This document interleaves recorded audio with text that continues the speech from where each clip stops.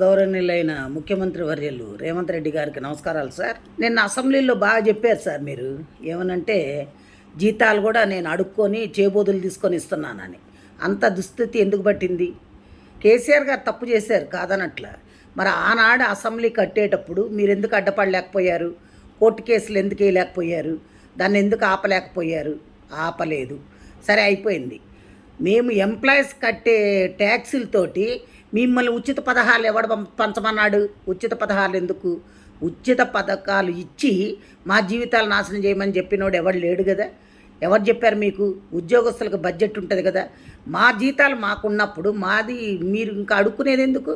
వేరే దానికి ఎందుకు ఉపయోగిస్తున్నారు? ఫ్రీ బస్సు ఎవరు పెట్టమన్నారు? ఎవడైనా ఈ రోజుల్లో మరీ కూటికి లేని పేదలు నిరుపేదలు ఉంటే ఆధార్ కార్డు చూపెడితే వాళ్ళకి ఇవ్వాలి.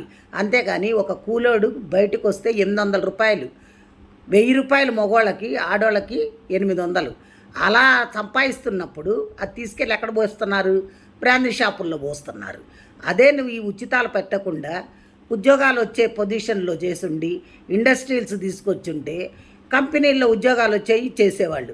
అసలు ఇవన్నీ ఎందుకండి? 150 మంది మీరు ఎమ్మెల్యేలు ఎమ్మెల్సీలు అందరూ ఉన్నారు కదా, మీ జీతాలు బంద్ చేసేయండి. మీకు జీతాలు ఎందుకు? 10 కార్లు ఎందుకు? మీ సొంత పైసలు పెట్టుకొని వాడుకోండి. కోట్లు పెట్టందే మీరు ఎమ్మెల్యేలు కావట్లా. అలాంటప్పుడు మీకు అన్ని వసతులు కావాలి, 1వ తారీఖు జీతాలు కావాలి, మీరు ఫండ్స్ కావాలి, మెడికల్ బిల్స్ కావాలి, అన్నీ కావాలి. ప్లెయిన్లో ఊరికనే తిరగాలి, ఇవన్నీ కావాలి. ఇవన్నీ ఎక్కడి నుంచి వచ్చినాయండి? ప్రజల సొమ్మండి, మేము కట్టే ట్యాక్సులు అండి.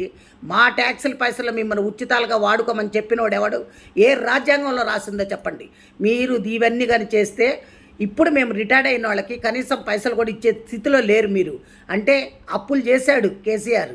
అప్పులు చేసిపోయిన ముఖ్యమంత్రి ఒక ఆయన ఆస్తులు, నీకు దమ్ముంటే ఆయన ఆస్తుల్ని ఏలమేయండి. ఆయన ఆస్తుల్ని జప్తు చేసి అప్పులు కట్టించండి. ఇది ఒక చట్టం దాండి.